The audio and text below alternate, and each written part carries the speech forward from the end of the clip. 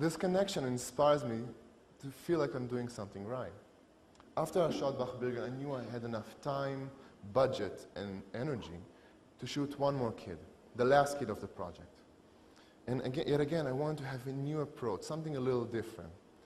And because this project is dealing with the question, what will be the future of this tradition in the modern age, I started thinking, why not I, as the storyteller, will give my answer?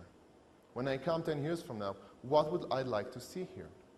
And I came to this idea of having an Eagle Huntress. And I started asking people if they heard of something or knew of something, and everywhere I go, I had shut doors and joch, joch, joch, which means no in Kazakh.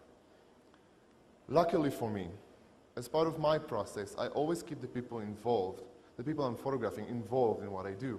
This is, by the way, our mountain office, and those are 2 hunters I shot. And in the middle stands my guide, who was really enthusiastic with my project. And the second he heard I was trying to find Eagle Huntress, he made a couple of phone calls. He told me, listen, a good friend of mine is a hunter. He has a daughter roughly in the right age. Why don't we give it a go? And we did. And we went to their house and we showed them the images. We talked to them about the project, and they were actually really excited to be a part of it.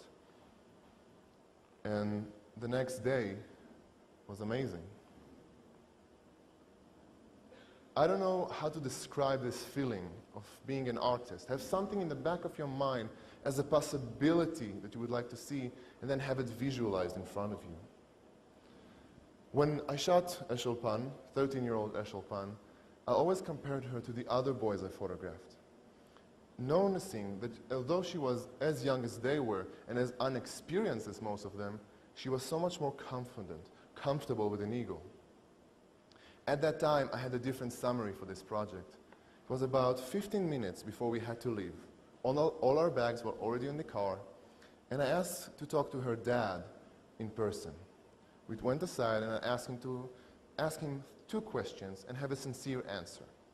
The first question was, how is it for you to see your daughter like this, with a Kazakh hat, clothing, on the mountains, sending the eagle away and calling him back? He said, oh, it was good, it was good. All right. And seriously, would you ever consider training her? Making her Mongolia's first Eagle Huntress in more than 1,000 years? And I was expecting a funny maybe or an honest no, but his answer at the time summarized the project for me when he replied, until 2 years ago, my eldest son was my successor. I'm an eagle hunter, my dad is an eagle hunter, our entire family has been eagle hunters for hundreds of years. But he was drafted to the army 2 years ago and became an officer, so he probably won't be back for our tradition.